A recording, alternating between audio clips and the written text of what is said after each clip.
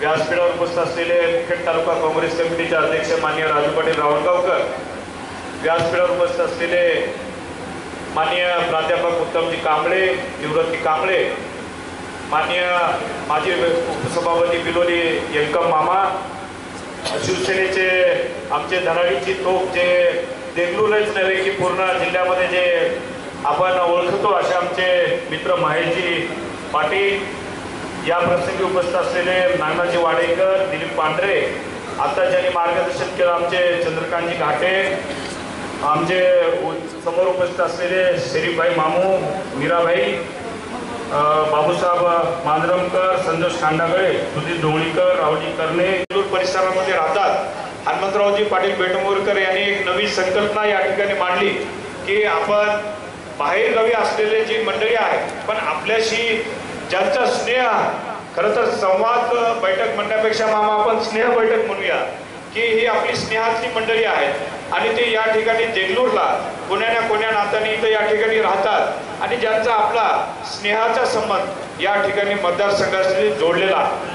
आज आपण बघतो मागच्या लोकसभेला जेव्हा या ठिकाणी आपली बडी मंडळी या ठिकाणी नांदेड जिल्ह्यातून बाहेर गेली, बडी मंडळी बाहेर पडल्यानंतर आता नांदेड जिल्ह्यामध्ये काँग्रेसची धुरा कोण सांभाळणार हा प्रश्न ठिकाणी त्या ठिकाणी उपस्थित असताना त्या ठिकाणी काँग्रेसची धुरा सांभाळण्याचं वजन पेलण्याचं या ठिकाणी स्वर्गीय कैलासवासी वसंतरावजी चव्हाण साहेब यांनी पक्षाला कळवलं आणि ते काँग्रेस पक्षाचं पूर्ण प्रचार आणि प्रचार करण्याची धुरा स्वर्गीय वसंतरावजी चव्हाण साहेब यांच्या खांद्यावर घेतली।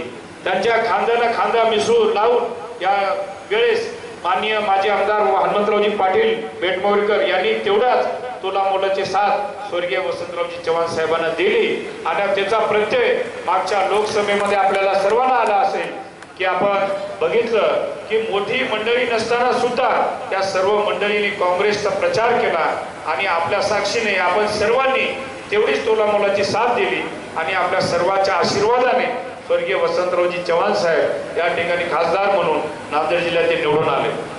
आज मला सांगायचा अभिमान आहे की आज मागच्या 13 ऑगस्टला आपल्या देगलूर तालुका काँग्रेस कमिटी कार्यालयाचं उद्घाटन होतं। खरं तर साहेबांचा दौरा नियोजित होता की खासदार झाल्यानंतर एक आभार दौरा आपल्या देगलूर तालुक्याला राहिला होता आणि देगलूर तालुका काँग्रेस कमिटीच्या कार्यालयाच्या निमित्तानं खासदार साहेब आणि सर्व मंडळी इथं येऊन त्या ठिकाणी काँग्रेस कार्यालयाचं उद्घाटन आणि आपले आभार व्यक्त करण्यासाठी उपस्थित होते। 12 तारखेला संध्याकाळी जेव्हा मी साहेबाच्या बाजूलाच बसून होतो तेव्हा आमचे मित्र बालाजी पाटील थडके यांचा फोन आला मला साधारण संध्याकाळी 7:30 ते 8 वाजता आणि मी साहेब बाजूला झोपलेले होते आणि मी फोन माझा स्पीकर मोडवर केला की बालाजी पाटलांना विचारलं की बाबा उद्या साहेब टाईमला येणार आहेत का, पण साहेब बाजूला हसले आणि काही बोलले नाही।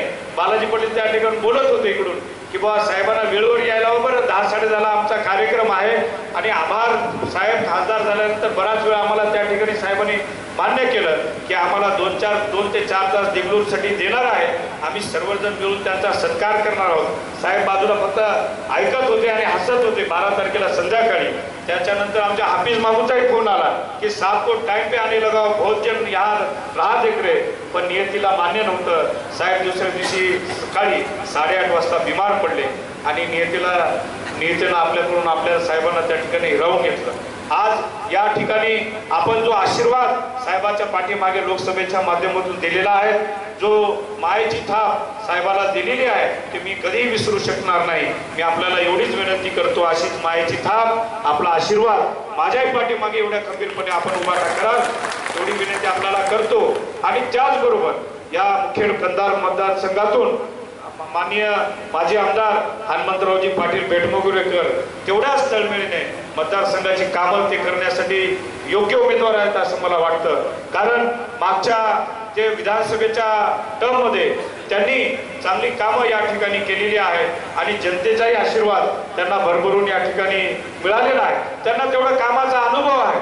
आज ते नांदेड दक्षिणचे जिल्हाध्यक्ष आहेत, जवळपास 8 ते 10 तालुक्यांचं प्रतिनिधित्व ते करत आहेत. एक सक्षम नेतृत्व आपल्यामध्ये आहे आणि त्या नेतृत्वाला आपल्याला येणाऱ्या काळात आपल्याला जपायचं आहे. म्हणून मी विनंती करतो, देगलूर शहरामध्ये एक अग्रेसर नेतृत्व म्हणून आपण बघतो. मुगलाजी अण्णा सिरसेटवार असेल, आमचे डॉक्टर शिकारे साहेब असतील, राजू पाटील लंचनकर साहेब असतील, त्यांचे मी या ठिकाणी विशेष असं कौतुक करतो आणि आभार मानतो की एवढा चांगला कार्यक्रम आणि एवढी चांगली संकल्पना त्यांनी या ठिकाणी राबवून दाखवतो. तशीच आपला आशीर्वाद हनुमंत मामाच्या पाठीमागे आपल्या तेवढ्या मोठ्या प्रमाणात राहावा एवढी विनंती करून मी आपली रजा घेतो. जय जय महाराष्ट्र.